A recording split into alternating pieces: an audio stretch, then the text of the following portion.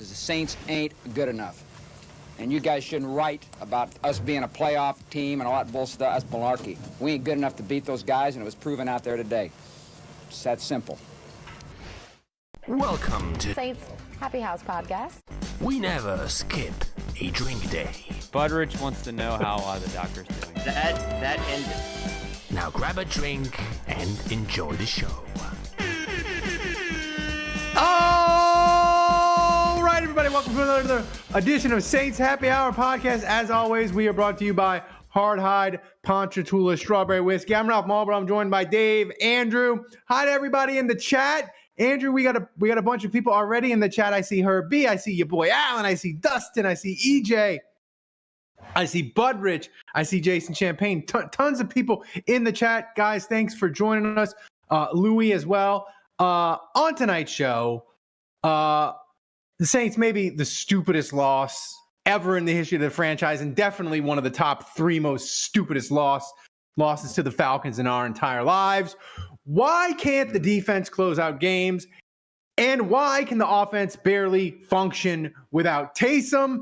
As always, if we reach $100 in donation, I will drink something horrible the patrons have sent me. Andrew, watermelon, 99 proof. And You did that last week, right? I did one of those. Yeah, but it did this last week. It had jalapeno. This week it's just regular watermelon. And Jägermeister cold brew. You'll be doing that. Yeah. Disgusting. You'll be doing that first. Yeah. Take that to the bank. So here's the thing. The Saints lost to Atlanta 26-24. Everybody knows that by now. But Dave, I was thinking about this after we did the post-game show, and Kevin brought up the fact that the last team in the NFL history to score 24 points and not allow the other team to score an offensive touchdown was the Saints in 1983 against the Rams. Listening to this show weren't even alive the last time it happened. Yes, it was the Saints. And it could have been worse. Andrew, that 1983 game, it was for a playoff spot. It was for the first winning season in Saints history, and the Rams scored on 2 pick sixes, a punt return, and a safety, and a field goal at the gun. But I was thinking, this is the stupidest loss in Saints history, not the most painful. So these were my top 5 most stupid losses in Saints history. 1999, Hail Mary loss to Cleveland. Yep. The 2003 River City relay loss to the Jags. Yep. The 83 loss to the Rams that I just mentioned. And the 1983 loss to the Cowboys, Dave, where the Saints are still the only team in NFL history to be losing by a point. They were winning by a point. Kenny Stabler got sacked for a safety because he's 80 years old, and they lost by a point. I gotta say, that was 4, right? Did you say was there a 5th one? That was and the Atlanta game Sunday. That's my 5. Oh, okay. So I will say, I think we're missing. My only rebuttal to the River City relay is that if Carney makes that extra point, they're just going to overtime. Yeah, like the Saints easily lose 5 minutes overtime. later. Let's say Jacksonville wins the coin toss in overtime, they go straight down the field, they score, game over. So, that just gave them a chance to, get another bite at the apple, if you will. Mm-hmm. But yeah, those other ones are great candidates. And this Falcons game, it was so dumb. It's so dumb. I can't remember a more fraudulent victory in my life. And really the icing on the cake for me was Kirk Cousins. We can debate whether the pass interference call was legitimate or not. I thought it was. I thought Adebo interfered there, but he goes 1 for 5 for 5 yards. And that's enough to win the game. Yeah. Imagine how infuriating that is. All right, Kirk Cousins, we paid you all this money. Here's your chance to go prove yourself. He's like, all right, here I go. 1 for 5, 5 yards. Game winner, baby. And Dave, the thing that was most infuriating is, of course, I have the Falcoholic in my feed, and if the Saints would have won, I would have been enjoying their tears. But I've seen the last 2 days, the Falcons and the Falcoholic and other Falcons fans are like, it was great to beat the Saints, and we got to laugh at them. Now we need to talk about Kirk Cousins, and I see these reels of just his horrible throws in the Saints game, back to back to back, and it just infuriates me more. I'm like, God, dang it. I want to back up. You guys, you're going in 5 different directions here. I got multiple points that I need to address. One, It's funny that we mentioned the River City relay because, my son watched this game with us at home on the couch, and he was obviously disappointed. He's one of our newest, very passionate Saints fans, and he was disappointed. And I was like, son, this is nothing. I was like, go Google the River City relay. And he was like, what's that? What's that? And I was like, go fucking look at it on YouTube. And he looked it up and he was like, that was crazy. And I'm like, yeah, it doesn't feel so bad now, does it? Tell him to Google Big Ben Saints and son of Big Ben. Yes, yeah. 2. Actually, don't do that. Yeah, no, I know. Mental health. Yeah.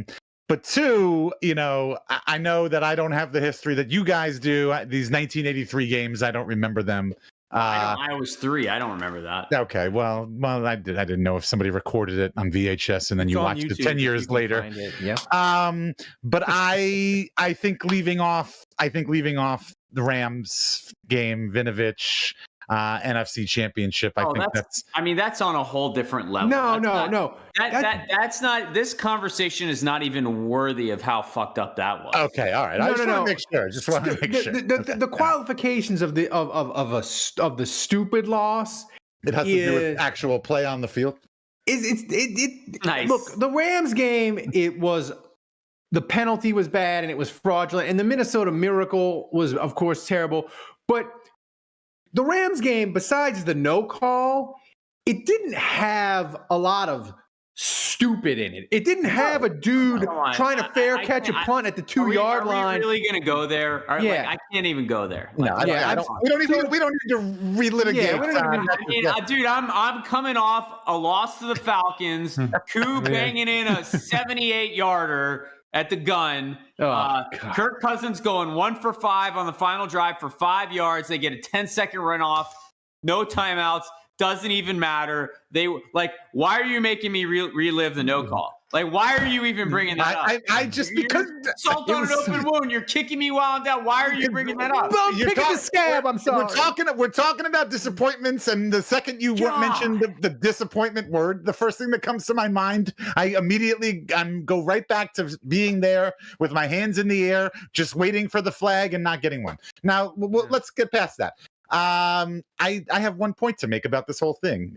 Getting back to Ralph, what you asked me, or maybe not so much, but you guys are sitting here and you guys are both upset that the Saints lost, and you feel like the Saints, you feel like the Falcons stole this and got away with it.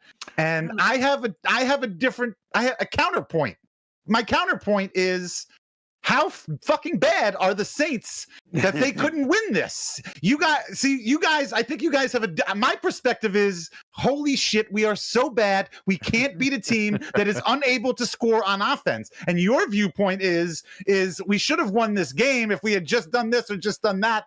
We should have never been in that position, guys. A good team would not have been in that position. I'm not arguing with you. We're saying the same thing here, Dave. Well, here's the thing, Dave. No, you're not. No, you're not. You're not saying the Saints suck. You're putting it all on the Falcons. You're saying that. No, we'll blame the Saints. We'll get to them. That's what I do. Damn it! I put it on the Falcons. Well, here's the thing. That's how I cope. Here's the thing that I was arguing with people on Twitter about is they were saying. They were saying that Derek Carr's interception was just as bad as Rashid Shaheed's fumbled punt. God. And I was like, look, Derek Carr's... I'm about to walk out. I might be done. Look, Derek Carr's interception was bad. But I bet 3 different people on Twitter $100 that we will not see a muffed punt for a touchdown the rest of the football season. Oh, I don't necessarily agree with that. A muffed punt inside the 5. When you just let it go and it's a fair catch. To me, that was Aaron Brooks throwing a pass backwards. I was literally thinking of moments in Saints history that were more brain dead. 12 men on the field against the Bucks when you had just stopped Tom Brady. That was 2 years ago. Yeah. Remember that when they went with the punt defense? I forget. That was pretty bad. Next chief told me what that was called. It was punt safe or something. But 12 men are on the field. They get automatic first down. Tom Brady goes and scores. Martez Wilson, didn't he he was lined up off sides on 4th and 3 on a punt in a playoff game? Dude, he's lined up off sides right now, Andrew. Yeah. So, I mean, there were things like that. Like Shaheed, he should never have fielded the punt to begin with. So, to me, just calling a fair catch and catching it at the 3 was idiotic. Just doing that. And I'm pretty sure the book says you let it bounce and hope it bounces into the end zone. Absolutely. And not only that, but he's off balance. He's trying to catch it over his shoulder. It's not even a clean catch. All right, Dave. It was seriously name a thing the Saints have done that was worse. Your boy Allen has a critical, important question. Dave. I saw. More rare, a Hail Mary or a muffed punt for a touchdown? I think a muffed punt for a touchdown is as rare as the blue diamond at the bottom of the ocean. I mean, nice. Because we'll see Hail Mary. Rip Dame Maggie Smith. Because remember, the muffed punt, you can't advance it. So the only way you can score a touchdown on a muffed punt is for muff it into the end zone yourself. You gotta literally hand the other team the fucking football on a goddamn silver platter in the end zone. I know. The equivalent would be a pass rusher coming to Derek Carr and handing the football to the pass rusher. It was a handoff. He confused him with Kamara and he just handed him the ball and let him waltz right into the end zone. It is. I mean, unbelievable. This loss was so dumb. But Dave, to your point, that's what I'm saying. Okay, so that's what I'm saying. Yeah. See, you keep calling it dumb. It's not. Is it dumb is it dumb or is it just the Saints suck? It's not dumb. It might be a lack of talent. Dumb implies 2 teams back to back the first 2 weeks. I don't think you guys realize how bad those teams were. I just dumb implies bad luck. Well, but it does. Dave, because it's not it implies external forces outside of their control. It was a shenanigans tsunami, and they still couldn't win, and they still didn't win. How could you say this game wasn't full shenanigans? It was, and they didn't win. Right. But it was shenanigans. When you have full shenanigans, the point is you don't beat shenanigans. Shenanigans is what stops you from winning. And Dave, shut up. It was anti-Saint because there's shenanigans, but the shenanigans, the shenanigans favor one team or the other. But what you're saying is Dave, this was all pro. This was pro Atlanta shenanigans. There was no pro Saints shenanigans. No, we got more, Dave. I know. We got the punt. You got to define it. What did Atlanta do in this game besides have an insane kicker? I will give Koo. I hate that guy, by the way. I think I hate Koo more than Falcons fans hate Taysom. Koo is a Saints killer. He never misses other than that one block 2 years ago. But I don't know what his stats are against the Saints. It's 170 for 171. You can check that, but I'm pretty sure that's dead on. But besides Koo, who legitimately was incredible in this game, who on the Falcons did anything? No one. Who on the Falcons did anything? Algier, the running back, was pretty good. I'll give you that. Who else? What else did the Falcons do in this game other than catch a tipped ball that just landed in their lap and fall on a football in the end zone? What did they do? They got a lucky flag. They fell on a football in the end zone. They got a tip ball. It lands in their lap.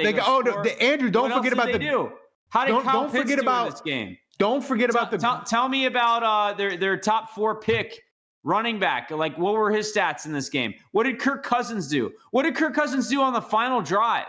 They're $150 million quarterback. What did the Falcons do? Nothing. Name one thing that any player on that team did in that game. You forgot about the great maybe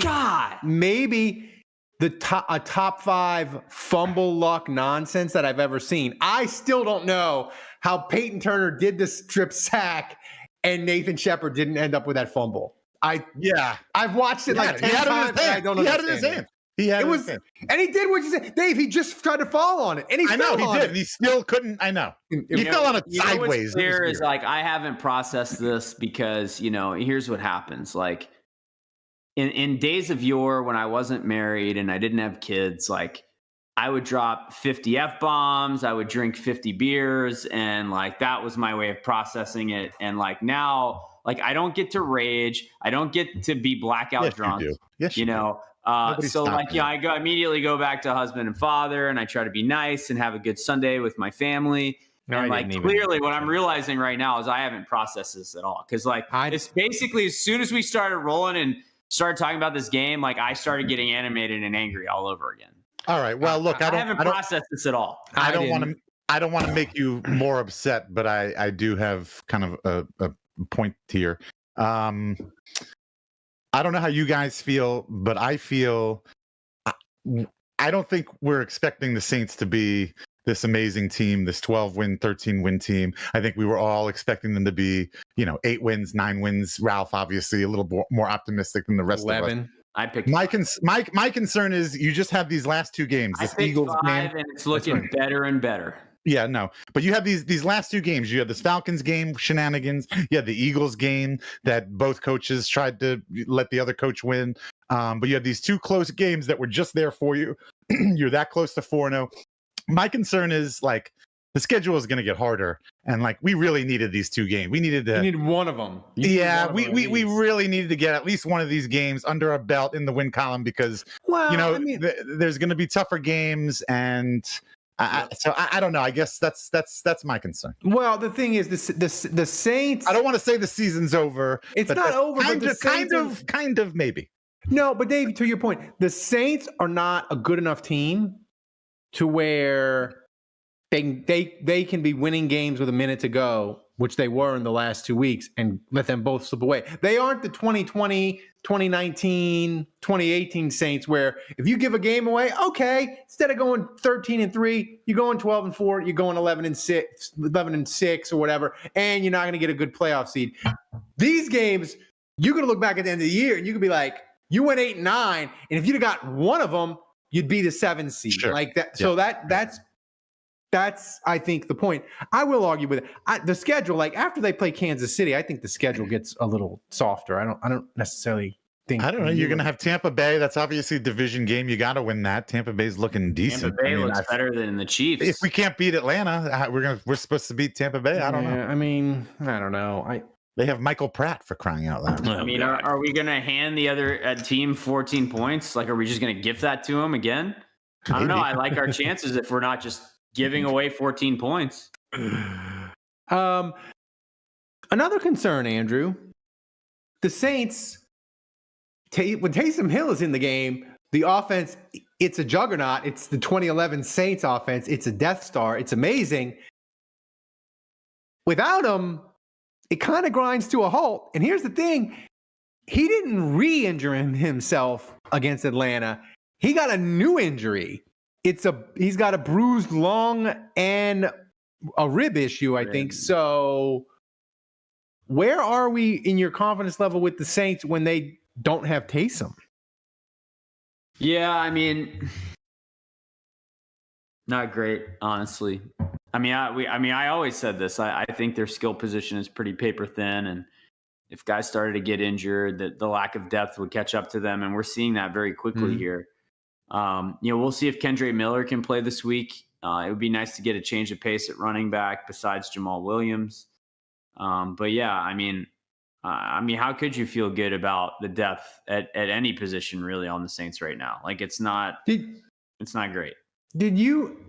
The thing is with Taysom, so you're more of a tape watcher, but it seems to me the critical thing that Taysom gives them is the blocking, in a sense of when he's in the game, he can be a tight end, he can be a running back, and he gives them flexibility, and he gives them this, I hate to say it's like vibes, but he gives the Saints like an energy and a toughness that they just don't have when he's not in there. I mean, we all see that. I mean, that's not even like a hot take or if you've been watching the Saints or been a Saints fan for any length of time, like he was a critical cog, when they were misusing him and not using him correctly. And I would argue that maybe this year they're using him more correctly than ever. Now, the problem is he's older and, the days of him being a battering ram, like I don't know how effective that is anymore. Pete Carmichael was right.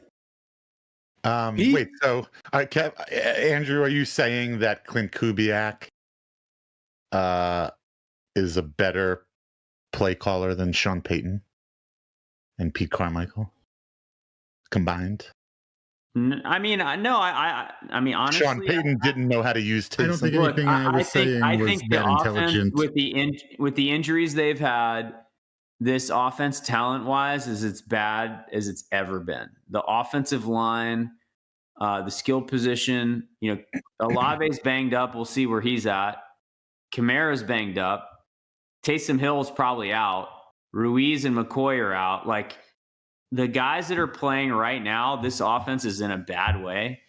So I don't think it's fair necessarily to crush Kubiak, because I think, he's got an arm tied behind his back right now. But, like, talent-wise, it's as bad as it's ever been. Ralph. So does Ralph. That's for his entire life. That's never stopped Ralph from doing shit. True. That's a bullshit Thank you, Dave. excuse. That is a bullshit excuse. Yeah. Well, I'm just saying this. I think people got on him because they said he didn't use Taysom enough. I think Pete, for all his faults as an offensive coordinator and his terrible run game design and all that, I think he was exactly right to try to judiciously use Taysom and I agree. Get him more healthy. The thing is, though, Dave, because then you're going to end up like this, where he's already injured in week 4. That's your concern. That's right. That's your point, right? Yeah, I was thinking about this. I have the same concerns about Alvin Kamara, by the way. He's getting, totally. It would have. I won't say overused, but he's getting more used than he's ever gotten. He's on pace for 400 touches. That's not sustainable. It's not a sustainable business model. It is for 1 year. That's not sustainable for a career. I was thinking of this though, and Derrick Henry's still out here kicking ass. So before we get to the defense and all that, hold on, I got a fantasy question for our league, our fantasy football league, Saints Happy Hour. I have a no Falcons policy, and I auto drafted Drake London, which was obviously tragic.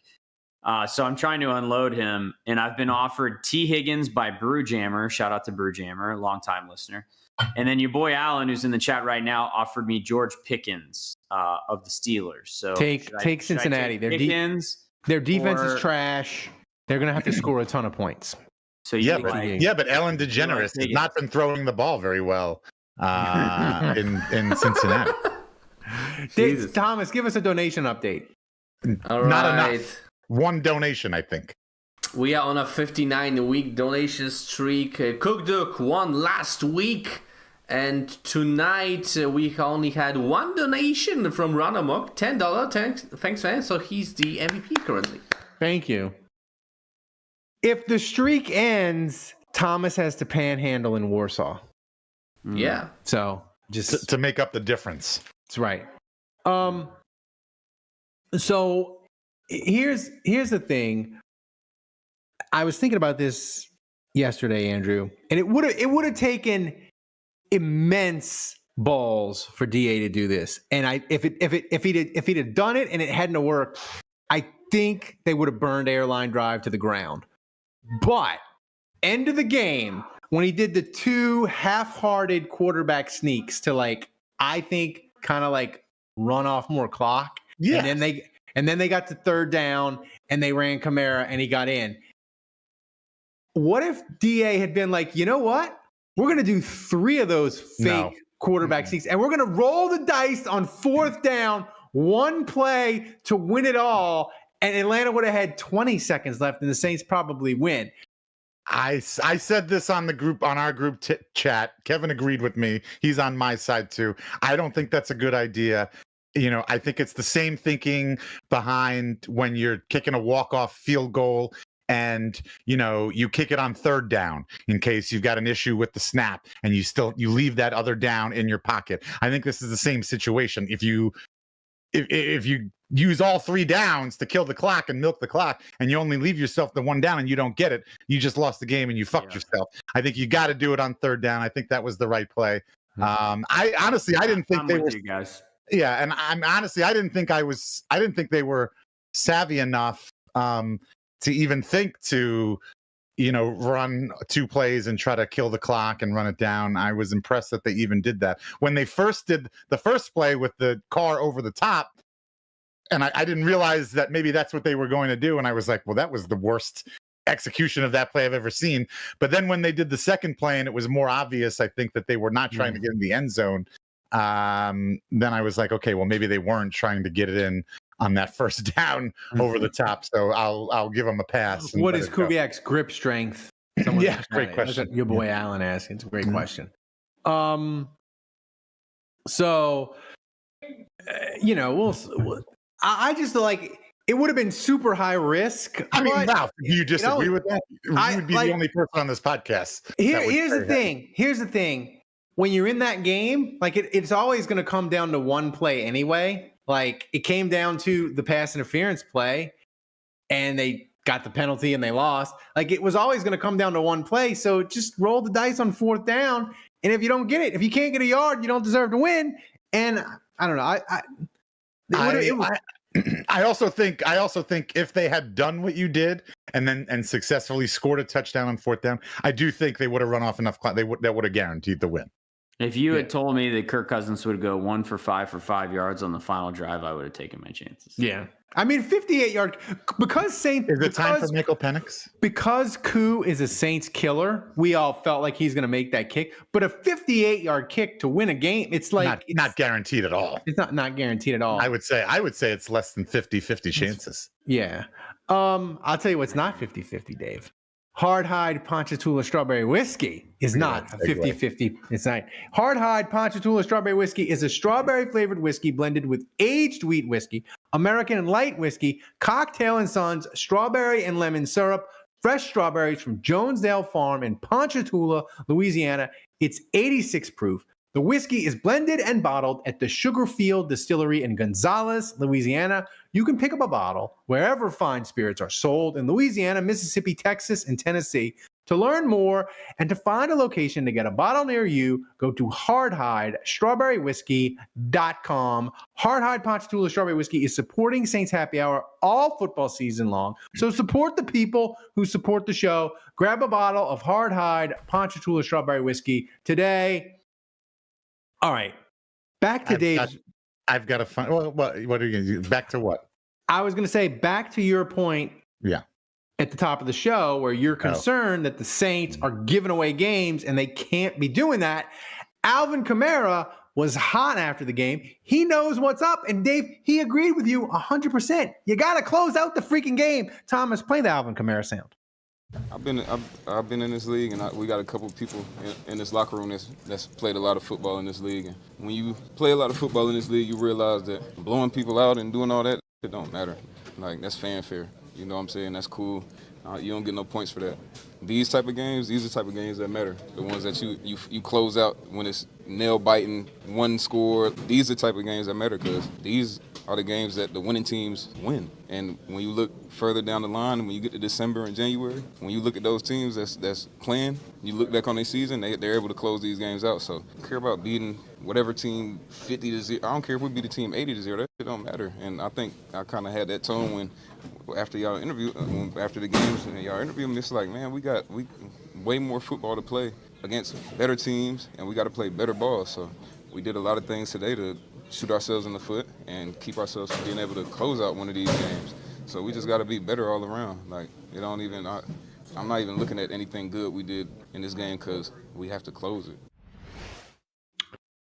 Who's more fault? Because Dave, DA's defense let him down twice. How much of it is on him at the end of games? I don't know. I have a hard time blaming a defense that doesn't allow an offensive touchdown. And they gave up 15 points against the Eagles. The Saints have allowed 4 touchdowns all year, and they're 2. I don't understand. So it's hard. It's hard for me to really put blame on the defense. And I don't expect the Saints offense to put up 40 plus points every game like they did the first 2 seasons But in both of these situations, if we could have just gotten, Dave, you got to blame somebody. This is America. I blame you. Got to blame somebody. Every game is its own unique thing. I think week 3, the first loss, like, of course the defense was going to cave. They were on the field the whole damn game. So that was just the way that game played out. Of course they gagged that game up. Like that was the most believable thing ever. This game against Atlanta, like, I mean, you guys know I'm a big Shaheed guy. Like I put it squarely on his shoulders. Yeah. Like, period, end of story. Like Shaheed, like that play changed the game. And yes, like you can do revisionist history when you go when you're in a game like that. Like Koo misses the kick. You know, maybe the Saints get a favorable call and the flag doesn't get thrown. I mean, you can go back. You can like dissect. The same thing with the Eagles game. Like one play changes and the Saints win. But like the Shaheed mistake is football 101. It's just like it can't happen. So like for me, if I'm assigning blame, like in week 3, it's the McCoy injury. It's Taysom not being there, just like the inability to get a first down and the defense being on the field all game. And then this game, it's on Shaheed, period. Completely. Yeah, I'm with Andrew on that. Oppenheimer in the chat says we need to stop blaming Carr. I don't know who's blaming Carr. I'm not on. Lots of people because of that. Okay, I knew you would know. I was about to say I don't live my life on Twitter like you do. But I think that's misguided. Look, I am not a lover of Derek Carr. He's never going to be my favorite quarterback, Saints or otherwise. But he's not the problem. Yeah, he was the best rated quarterback in weeks 1 and 2. In week 3 and 4, despite how he was playing, which was objectively not great at times in week 3 and 4, he brought the team down the field with the game on the line and got the touchdown to put them ahead. Yeah, both times. We all knew. I think we all knew. Interception! Let's keep the streak alive. Who's going for $20? Look, I think we both knew, even before last season, before Derek Carr even played a snap for the Saints, I think we both knew Derek Carr he's a mediocre guy. He's not going to be a guy that's going to elevate your team. But we all have said this at some point, that if he's just good enough, if he's given time, he's a decent quarterback, and he can win you games as long as he's got a good surrounding cast. And his surrounding cast is not helping him.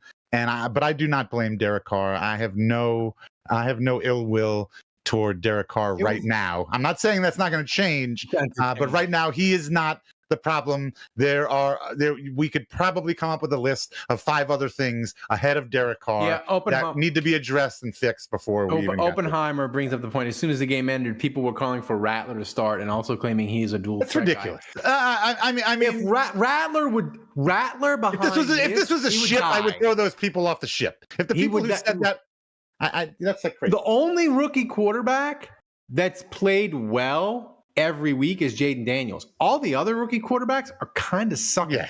Bo Nix. Caleb Williams, forget it. Bo Nix, at one point, his stat line, he looked like the Saturday leader at the Masters. He had completed 10 passes for -7 yards. He was 7 under, making the turn, going to Amen Corner. Like, so, I mean. Who that golfer? That's got to be worth another donation right there. But the golf thank you, Sean Payton. I bet the Broncos on the money line.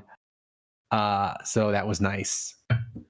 That was a nice Sean Payton, the gift that keeps on giving. Yeah. You want to hear a funny story? Actually, Andrew's not here. He'll probably like this too. But my daughter's high school is all the local Catholic schools, they always have auctions once a year to raise money. My daughter's high school, her auction is it's usually in November, and they usually get Blake Romig? Is that his son? The current in the Superdome announcer, the guy who's first down. He's normally the MC for the live auction. But he can't make it this year. So guess who's replacing him? Jerry Romig? Me. Oh wow! Are you practicing your auctioning skills? Yeah, I might try to do the first down thing. I might try to steal his job. I'm gonna be up there and be like, first down, move them chains. No, seriously, yes. My wife is helping run the auction. The school was like, we're thinking about maybe just having some dads do the live auction. It might be funnier or whatever. So I was chosen. I'm one of a couple of people that's gonna be trying to make some money for the school, and so I took Blake Romig's show. Yeah, stealing. Wait, is it Blake? No, what is it? Mark Romig. Yes, Mark Romig. Yes. So yeah, I mean, the thing is with Carr is the interception was pretty terrible to see. That was a parent impact bid. Yeah, that's great. I'm going to use that. I got to write this stuff down. The Derek Carr pass is a pretty terrible decision, but at the same time, Andrew, in their current state, if we woke up Sunday morning, you're like, Taysom's going to get hurt, and the Saints are still going to score 24. I think most of us would have taken that. Where do I sign? Even if I didn't tell you Atlanta wasn't going to score a touchdown, if you had told me Atlanta's not scoring a touchdown and the Saints offensive touchdown and the Saints are scoring 24, I'd be homeless right now because I would have bet everything I own. I would have bet my mortgage. I mean, I'd have bet everything. No team has scored 24 and lost without giving up an offensive touchdown since 1983. So 41 years. Yeah. So I would have felt pretty good about that bet. I would have bet my house. It's bad.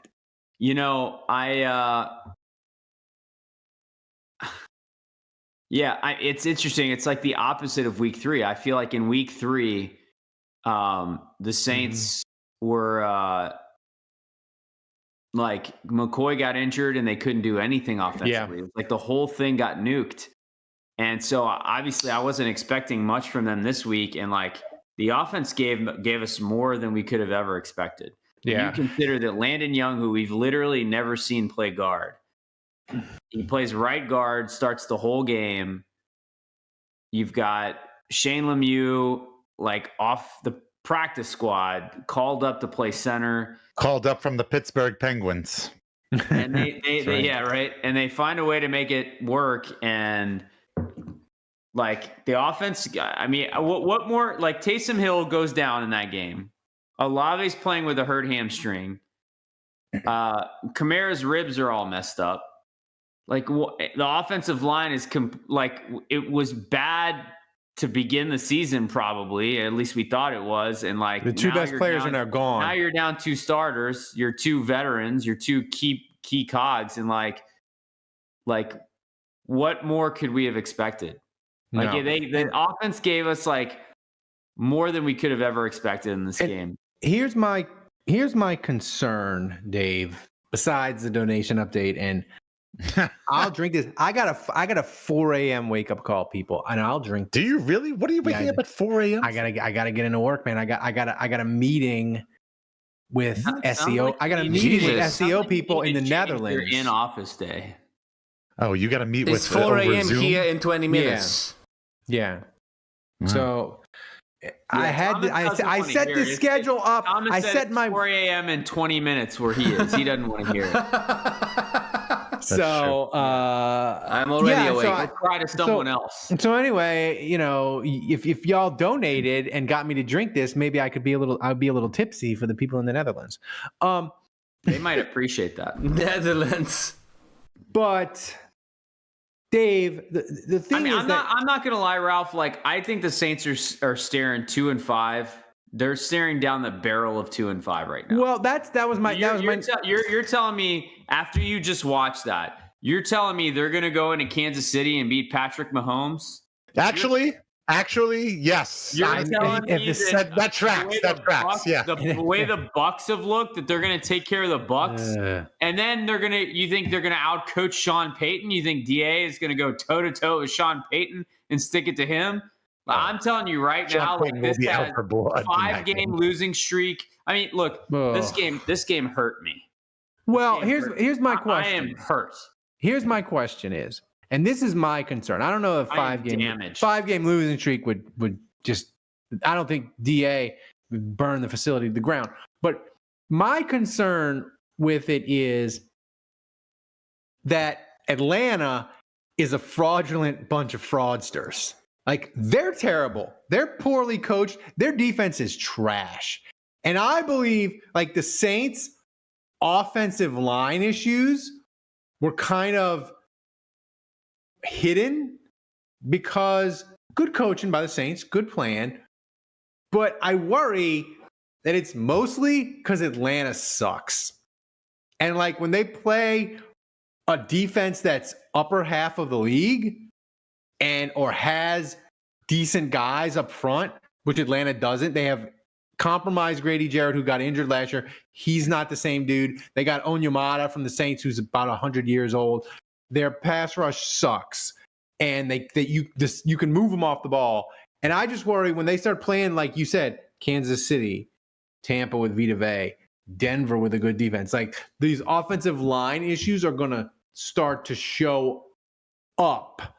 How worried, and I want both of you to answer, how worried are you about the offensive line and the injuries? They just keep piling up. And are we close to that point of it's just too much? It's just too much injuries.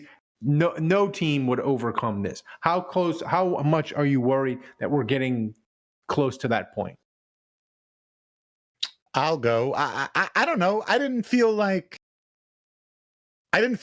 think Andrew kind of just said this earlier a minute ago. I don't feel like the offensive line played that horrible. I mean, I think it could have been a lot. It could have been a lot worse. And so if that's what we're gonna get for the rest of the season, that's what I'm saying. Though, are you sure? Are you sure it was? Yes, I'll take it. Or was it Atlanta being terrible? I mean, it's certainly not. I think the Eagles obviously had a better pass rush than Atlanta against us. So yeah, I don't know. I think it's a situation where, you play better teams with better defensive lines. Yeah, they're going to have a problem. But if you play an average or, below average team, they've got Chris we'll be Jones okay on Sunday, and they got Vita Vea, and I know. That's what Ralph said. And it could absolutely be a problem. And and again, going back to what we said earlier, like Taysom Hill, like he helps out a lot. He helps out at the line with blocking and that kind of stuff. If you don't have Taysom, then you got to have more. Then that means you got more for your offensive line. That I don't. Is it a concern? Yes, the offensive line will forever be a concern from here on out. I mean, ever since Eric McCoy's been gone, it's a concern. My answer to you, Ralph, is Saints. I'm thankful for the first 2 weeks of the season. It was magical. We'll always have. I'll never forget it. For about half a second there, you had me fooled that Derek Carr and DA was going to make it happen. It was going to be beautiful. That shit is over. And it's all about to come crashing down. They can't block with this offensive line. If Taysom Hill is out, you can forget it. Yeah. Dude, I mean, look, we just lost the Falcons without giving up a touchdown. What do you want me to say? Like, I'm down in the dumps, man. Oh, man. Listen, you want to talk about down in the dumps, Andrew? The hotline. 11 calls. The uncensored version is 7 minutes. I'm sure that we got a lot of calls, but I'm sure this is all very depressing. Like, what do you guys want me to say? You want me to, like, rose-colored glasses this? I'll do that during the pick. I'm going to lift the people up during the pick segment. Don't you worry. People were mad. People were mad at the hotline, Andrew. Obviously, because what's worse than losing to the Falcons? But there was a glimpse of positivity, and DA's balls called again. Yes. So the regular jokester from last season. I'm excited about that. Thomas, play the hotline. It's time for this week's hottest takes from the Saints Happy Hour Hotline. Well, it's Friday afternoon and the injury report came out, so sad to say the Saints lost to the Falcons. Hate it every time it happens, but here we are again. Better luck next week, Saints. It's already 14-7. I can certifiably say that Taysom Falcon Killer is a hill above everything. I wonder if Falcoholic is just punching walls right now just because they just can't stop Taysom Hill and he's just doing Taysom Hill things. There is not enough whiskey in my house to wash the taste out of my mouth from this first half. These dudes look like a Jim Haslett era team, shooting themselves in the foot as much as they have done good things today. It's 17-14 at half, but when you consider the Saints are responsible for all 4 touchdowns, shit should be 28-3. Woulda, shoulda, coulda. I hate losing to the Falcons. Shit. Hey guys, how's it going? I'm one of DA's balls. You might remember me from last season. We're happy to be back. We finally did get reunited with Dennis, and we're very happy about that. I think now we're very confused, and we would really like maybe some help. Maybe somebody could talk to our dad, because he seems to not know when to use us and when to not. Sometimes he's like, hey, do I need you guys? And we're like, yeah.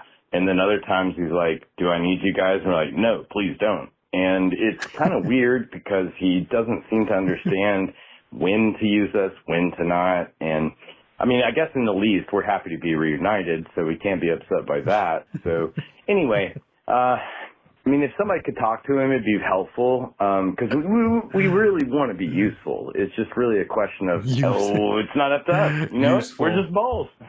Yeah, this is Skittle Juice. Man, I got on Twitter after the game.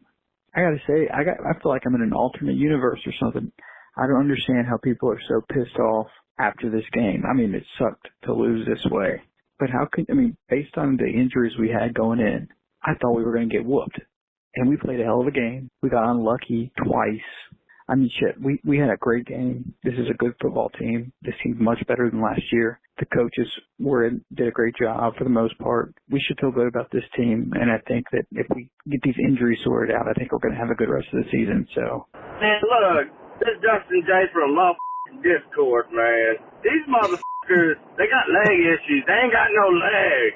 Calves giving out, hamstrings exploding. Oh, I tore my groin. Boo, boo, boo, boo, boo. What the f***? But anyway, that shit happens. We need to grow a calf farm out and, man, fucking Hulu, man, them motherfuckers. Because that shit was so far behind on the streaming, I went to bust out my antenna. But then the Saints go and do the Saintsiest shit ever. It's like I'm holding the antenna because the signal's f***ing up. It's like, yeah, I'm back in 1992, man. It's like I'm holding my fucking antenna, then young Coop nails that shit to end the game, and I'm like, God damn it, I'm gonna go and cut the rest of this fucking tree down, because it's a time-honored fucking tradition to be disappointed on a Sunday by the Saints, and then go do motherfucking yard work. You heard me? Who that? Bye. It was very the stream. I was so far behind. I had to put my phone down because I was it was bad. Like I had to not go on because I was literally Ralph was like a full drive behind me. I was text him like, I can't believe that was pass interference, and he was like, what? Yeah, and then 5 minutes later, he's like, dude, you're way ahead of me. Yeah, that's like terrible. I'm begging, I'm imploring Sean Payton's balls to please call in every week, and if you can't call in every week, just please check in with us regularly, because I want to know what's going on with Coach, and I want to know whether he's using you properly. And Dennis Allen, and I really do. Yeah. Well, yes, I do get enjoyment out of that phone call. I love the commitment to the character. I feel like whoever that is, they've come up with a whole. I feel like we haven't. They've come up with a whole backstory for his balls. They're really taking it seriously, like a real. I don't feel like we're as music. Last year we had more songs. I missed the musical portion. We did, yeah. We had more musical portion of the program. Who sang? Who was there? Somebody was singing. They were singing. We had people singing, and we had your two season ticket female friends that would call, and they would call together. I gotta get them to call. I can get them to call after the home. Yeah, game. It was maybe they called Christina and the husband. We haven't had our cousin from Boston. Where the hell is he? Yeah. And no, don't be sad. He was last week. He was on. Remember. If 2 weeks ago, the Saints would be the 7th seed. Radio voice. The Saints are the NFC is still wide open. Don't get suicidal yet, people. But maybe go buy some rope. But buy some rope. Pour a warm bath. Just get some razor blades. Warm up the toaster. Okay. Warm up the toaster. That's not funny. Can you buy ropes in Campus Connection, Dave?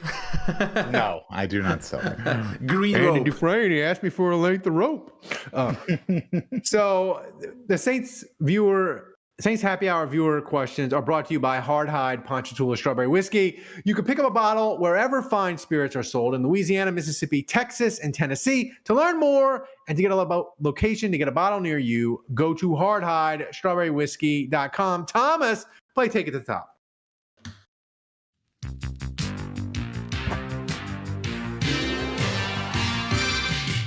Thomas, if you have to panhandle in Warsaw because we don't make the donation goal, when you panhandle, do they have grocery carts? First of all, make sure you video it. Do they have grocery carts in Poland that you can use? Is it cold this time of year? It's cold and we have grocery carts. Yeah. Can you play buckets as drums? Yeah, why not? Do you have like the oil drum where you can make a fire? Well, no, that's not popular in Poland. Yeah, you're gonna have to collect newspaper for kindling. That's only New York, right? That's right. They would know. Yeah, that's only 1980s New York movies. Come on, guys, don't let me panhandle. Don't make me panhandle, guys. Yeah, this is getting serious. We might have to. Otherwise, we're just gonna record for 2 hours until we get this donation. Actually, no. Andrew will probably just pay it so he can get out of here. What's first up, Thomas? All right, so many amazing questions this week. First question from Oppenheimer. He asks, question after each loss, how much more crying has to occur before you can fall asleep? I really hope you people aren't actually crying. I know Ralph is, but the rest of you, I really hope you're not actually crying at home. Honestly, as you lay your head on the pillow. I don't think the Saints can hurt me anymore this season. Yeah, as my son says, it's not that deep. Well, I just think the Falcons loss was so horrific. There we go. Like, how could it be any worse? I'm being serious. Like, how could a loss? I mean, maybe if we get to the end of the year and the playoffs are on the line and there's a Hail Mary, which happens all the time, or something stupid like that, then sure. But like, that loss was as stupid as it gets. It was just like, and it was the Falcons. It was on the road. Like, it was a chance to go 3-1. Like, I just don't think there's going to be another game that cuts me that deep. I will not want another game as bad. I mean, it was terrible. It was just like, I'm too old, Dave, to drink that much and care that much in the night. And like I had a trouble sleeping Sunday night. I'm too old. I'm too old for this. Yeah, but I still care way too much. Shit. I am. I'm just saying. You do enough drinking on the show. I do. Here's the thing, like, the Saints had a chance to bury the Falcons. Mm-hmm. Like, if the Falcons would have been 1-3, like, they could have done some. I think the Falcons not necessarily would have been done, but they would have been in a world of hurt. And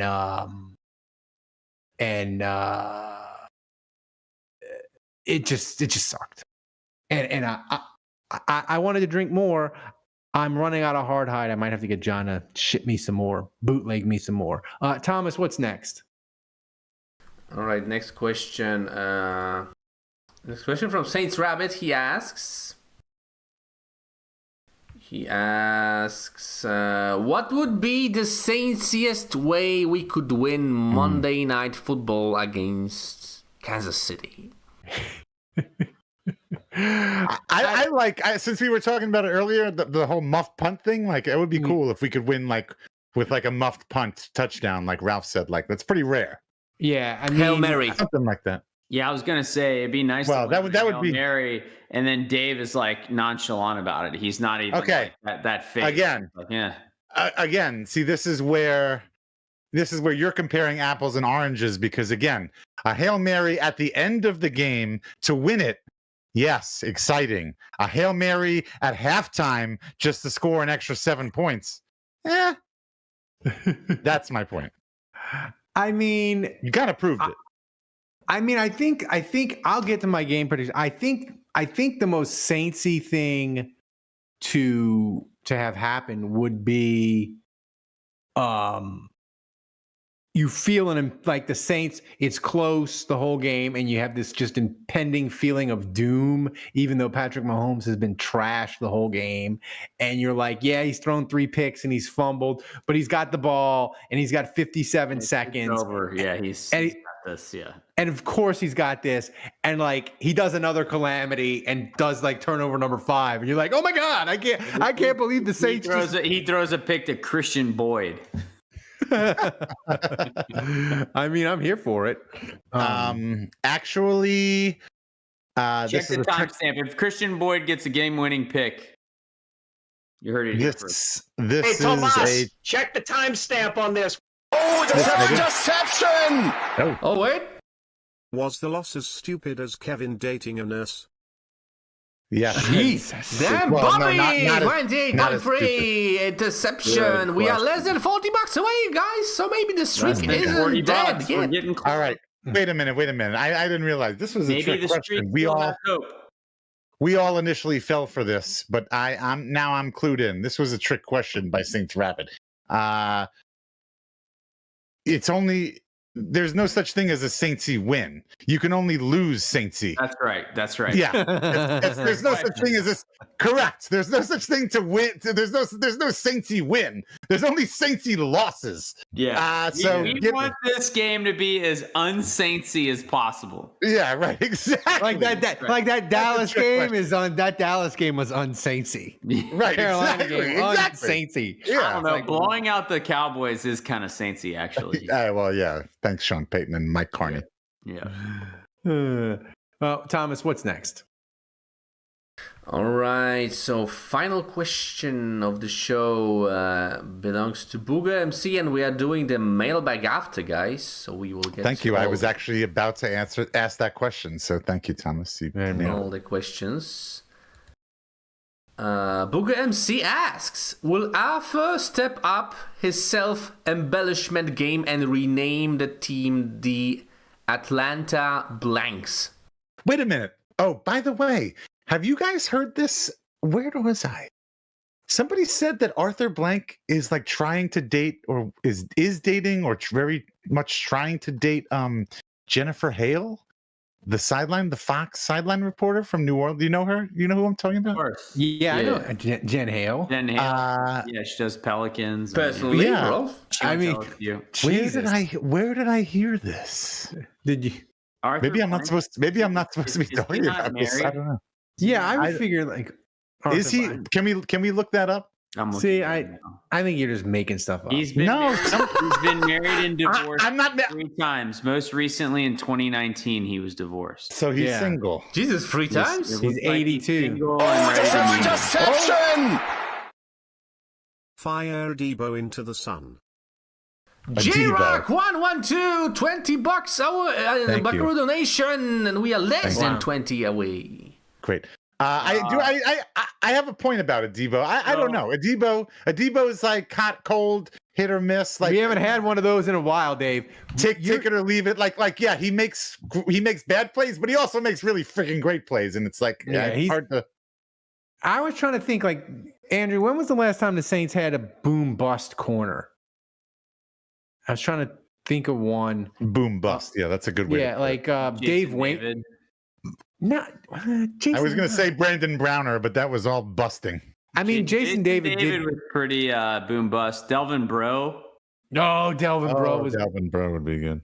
Jimmy Spencer for your old heads. Dave Waymer. I just Googled Arthur Blank and Jen Hale, and it does look like she was his date.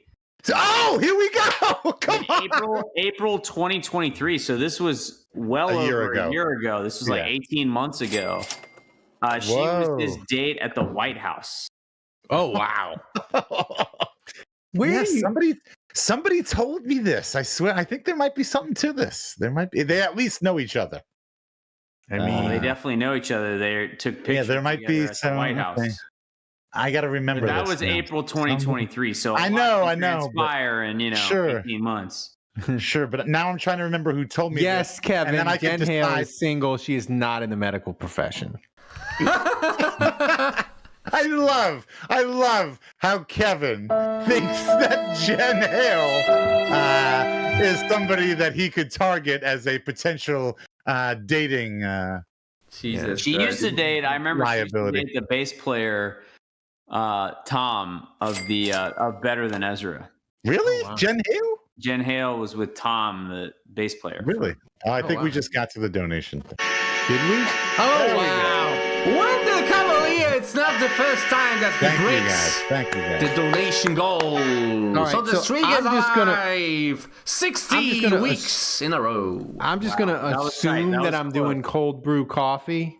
Also, let me thank everyone who I haven't thanked yet. Run Amok for $5 with donation message rope money. And Biloxi Blues also for $5. Thank you guys. Oh, I mean, I've done this, and here's the thing. What is this? What are you drinking? I don't even know. Jägermeister cold brew. Cold brew coffee. And what's the alcohol by volume for this one? 37% alcohol. Ah, weak. But look how big it is. It's not that weak. Look at that. And it's 72. But it's a big bottle, man. It's a big bottle. 72. Your math sucks, Dave. 74. Oh shit, that was the first one. Ooh. Must be small too. What a terrible choice. Ooh. Here's the problem. I'm drinking strawberry lemonade and hard hide because it's amazing. And it just chasing it with coffee is it's just bad. Look at that. Taking it like a champ. Oh. I mean, and the thing about it. We have a score here? A 9. Yeah. Jaeger is disgusting. 9. Jaeger is like, who drinks Jaeger and is like, that's good. I enjoy it. Has that ever happened? I used to, when I was a little bit younger. I'm with Dave. However you finish this sentence, I think I'm Jaeger was like the one shot that I could like tolerate and do, and it wasn't absolutely terrible. And I get that it's like licorice. It's like a licorice, and it's not, licorice is not for everybody. Yeah. I get it. But like Fireball, gross. Like real, like whiskey, anything whiskey, scotch, bourbon, gross. I cannot do. I don't really like doing straight vodka or gin or anything like that. I forgot. Ambush reminded me at the live show. He's like, dude, you got to chill those shots. And I'm still doing them room temperature. Ambush. I keep forgetting. Wait. Put them in. Wait. Why? Show them why to make them taste better. That is not what we're going for here. Ambush. Yeah. Zip it. Ambush. Why would you want to make this tastier? Zip it. Yeah. Whose side do you want here? Heat him up. Why are you trying to improve Ralph's experience? Yeah. Heat him up. Heat him up. Throw it in the microwave. Way to miss the whole point. Yeah. It's great. I hate I would say the cold brew coffee. It isn't as bad as Malort, but it's in the same neighborhood as Malort. It's disgusting. All right, hey Selly, I need assistance. Thomas, Selly isn't giving me any assistance. The Astros lost. She might come in here and murder me. Did they lose 1-0? 3-1. Left the bases loaded in the 9th. Wait, I learned that the Mets are in the postseason. Yeah, I got to start watching Mets games now. Yeah, you do. When do they? When does it start? Are you a Mets fan? You just hop in if they make the postseason. Yes, Long Island, born and raised in the 80s. I went to games in 86, not any of the playoff ones. Congrats, they're up 1-0 and they beat the Brewers 8-4. So yes, I get to jump on and jump off whenever the F I want. And now it seems like a good time to get on. I mean, Grimace. So this is so classic as two kids from New Orleans, Ralph, where Dave reminds us all the time that we don't live there anymore. Now, it's just, the shoe is on the other foot. Well, you don't get to say anything because you're out of town. I'm just saying. Yeah. Grimace. What I do know is that Grimace turned the entire Mets season around. So we owe it all to Grimace. Grimace and Tommy. I'm still not sure I follow. Thomas, what's next? Andrew's actually really thinking that. He has no idea what I'm talking about. You talking about Grimace like from McDonald's? Yes. McDonald's character? Yes. And changed the Mets season. What's next, Thomas? You care to elaborate? You're the host, Ralph. You tell me what's next. Well, don't we have that was the final question? No, that was the final question, yeah.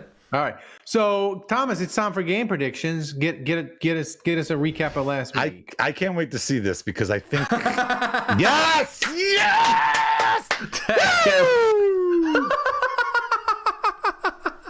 Yeah, that's the recap. Dave predicted the fucking Falcons to win, +1 point. Ralph also +1 point for that.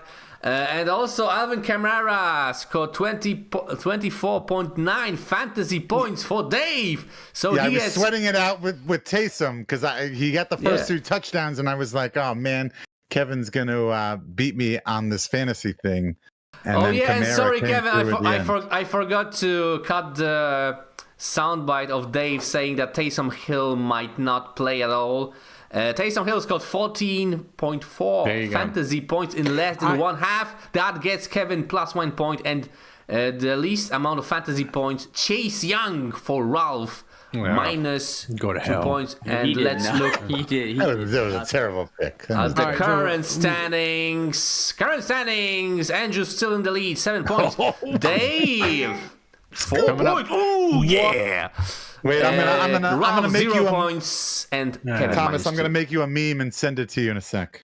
What? All right, so Kevin can go first. Le meme. All right, so as always, try to guess Kevin's prediction.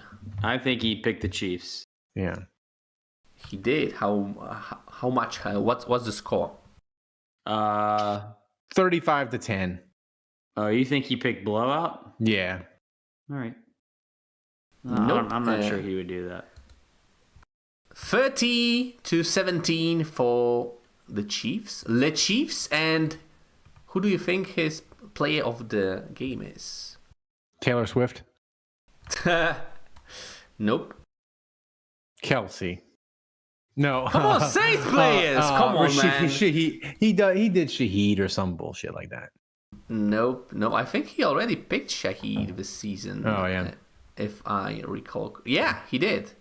Last week, and he scored 0 points.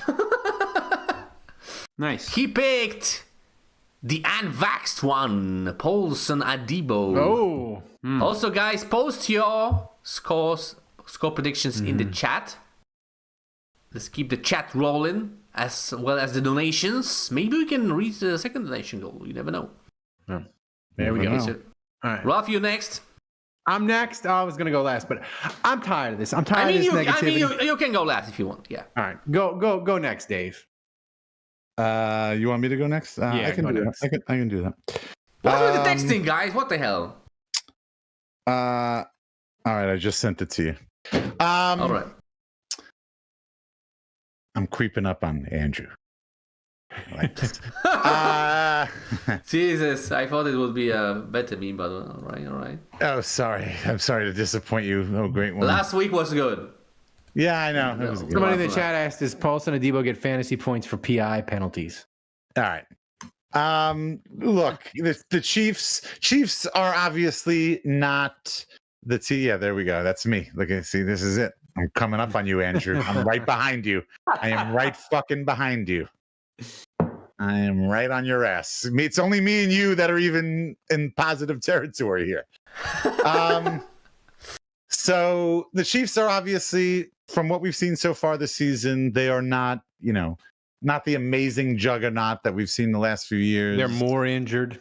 Patrick Mahomes, looks like he's, not as amazing. But I do think the Chiefs are kind of one of those teams where, I think they're so good that they do they'll do just the bare minimum. They were basically like me in college and high school, where like they do just the bare minimum to get by. You know, they haven't been blowing out teams because they haven't had to blow out teams. They've won 10 in a row, by the way. Regular season game. Right.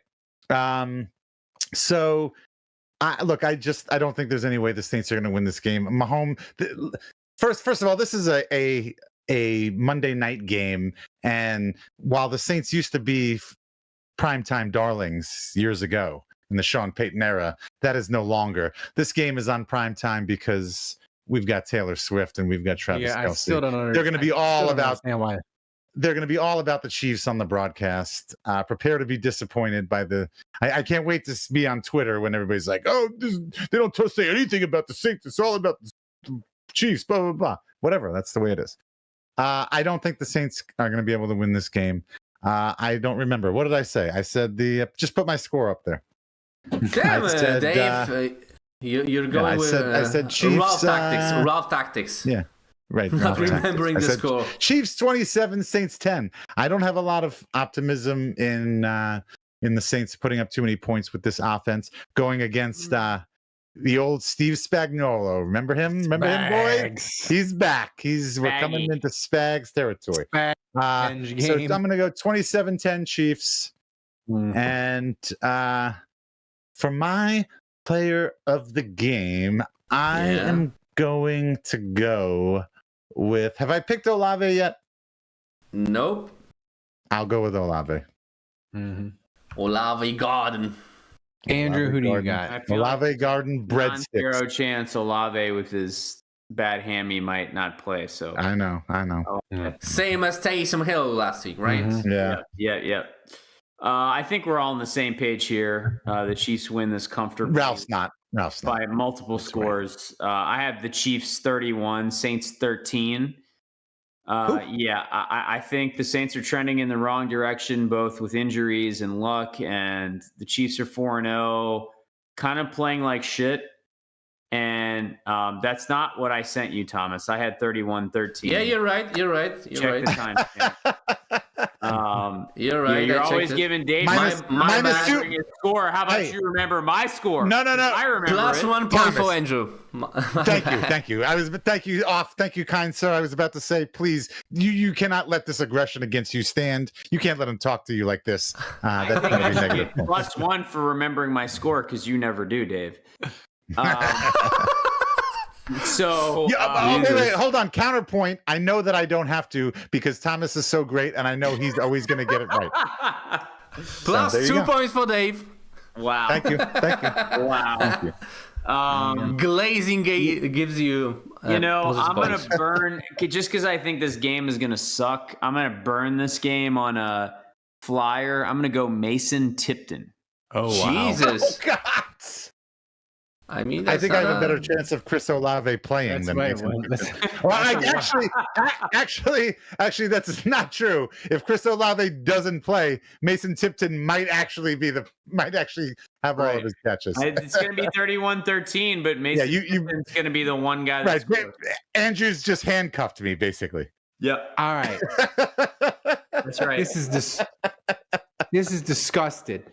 I'm disappointed in all of you. Here we go. The Saints Hold on, Thomas, are you going to fix my score? Okay, he did. The Saints are 2-2. Minus 2 points for double questioning. They're the 7 seed. They're the 7 seed in the NFC.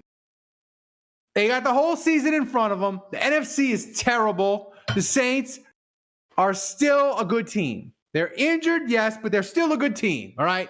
And if you think the Saints are just going to go on a death spiral, like Andrew says, and be 2-5 and let you put them aside and go gardening and not worry about your Sundays and not be invested. And the Saints are going to let you off easy. You must be new here because the most 2024 Saints thing is we didn't think they were going to be any good. Oh, they're going to boo Derek Carr against Carolina. It's going to be trouble. People were picking Carolina. They're not the worst team in the NFL. They're going to upset the Saints. And what did the Saints do? They surprised us. Dump truck Carolina, dump truck Dallas. They had a couple of tough losses. Everybody's ready to abandon them, saying they're not good. It's time for the Saints to suck us all back in, like Al Pacino in The Godfather. Just when you thought you were out, they're going to bring you back in. And the last two Saints games have been a little shenanigan-y. Atlanta was a lot, shenanigans, tsunami. Philadelphia was even a little bit shenanigans. Saints guys running into each other. I'm telling you how this game is going to go. Saints 20, Kansas City 17. God, jeez. Patrick Mahomes is going to get your heart medication. No, he's going to play horrific. The next day, Tuesday, it's not going to be anything about the Saints. It's going to be what is wrong with Kansas City. They need to trade for Devontae Adams. They don't have Rashee Rice. They don't have a running back. Their offense is terrible. They just got stuffed in a locker by Dennis Allen. What are they going to do? You're basically predicting the Hindenburg for the That's right. Chiefs. And I got a doozy for my player of the game. Has nothing to do with the Saints. All right. My player of the game, I thought about it. I don't think it's going to be a pretty game. I don't think Derek Carr and all that's going to play particularly well. But we haven't seen him yet this year. But he's going to give you one great play. Kendra Miller is going to go for a 70-yard touchdown to win the game. Disagree. But in the end zone, he's going to blow out his hamstring. So he's going to give us one good play while he's celebrating. Dave, I think against all odds, Ralph just gave us a Saintsy win. I think that's right. He literally just gave us a Saintsy win. Yeah. Kendra Miller is going to be the leading rusher for the Saints. It has to happen. One carry, 75 yards. He's going to blow out the hammy, and whoever the little sideline reporter is for Monday night is going to be, he's questionable. Guys, I think this has legs. That's right. Saints 20-17. Thomas, lock it in. All right. First, well, two things. One, Bud Rich, maybe you can get on this, but if you can come up with an example of something like this where there was a Saintsy win. Is MIA tonight. He's going to listen. Do you think that Bud Rich isn't going to listen to this podcast at some point? Do you think he's just not going to listen to this? He might not be here live right now, but he will be listening. He'll be listening. Yeah. I thought you wanted the immediate response. No. This is not something immediate. If and when you listen, I'd be curious to see if you can come up with an example of a Saintsy win, something like Ralph describes, where you don't think they're going to win. There's shenanigans, all that kind of stuff. This would be, and if not, then you might have put into existence a Saintsy win. Let's see if it happens. The only one I can think of. The rules of Saintsy wins and losses would say that it's not possible. And the only Saintsy win that I can think popped into my head, Dave, is when during the COVID year, when the entire Denver quarterback room got COVID, and they had to play the running back at COVID. That started off, but that doesn't even that's all before the kickoff. Yeah, it wasn't during the game. That's all I got, man. That's the best I got. It's the best I got. Thomas, recap the show and thank everybody who donated. All right, thanks to everyone. We are on a 60-week donation streak. Thanks to Biloxi Blues, to Run Amok, to JRock112, to Who That Golfer, and to the MVP for the first time ever, who is the one only Bobby with $28.3. Bobby, I have to admit, I am unfamiliar with your work. Bobby, remember the MVP winner, DM Thomas on Discord so you can tell us what to write on the whiteboard. How much did Bobby donate? $28.3. 28.3. Thank you, Bobby. Thank you, Bobby. Guys, thanks for watching. The cut of your jib. Yeah. and I like the fact that he made fun of Kevin, which was top notch. Thanks for watching, guys. If you enjoyed the show and we made you laugh, consider supporting the show by going to patreon.com/saintshappyhour. Give us a shot. Every little bit helps make this show better. This show is Everything we do is because of you guys. Don't forget, give us a follow on the socials and wherever you get your podcast. Thanks to Dave. Thanks to Andrew. Thomas, the best producer on earth, running the show back in Poland, avoided panhandling for another week. Thank the people, Thomas. Until next time, the bar is closed.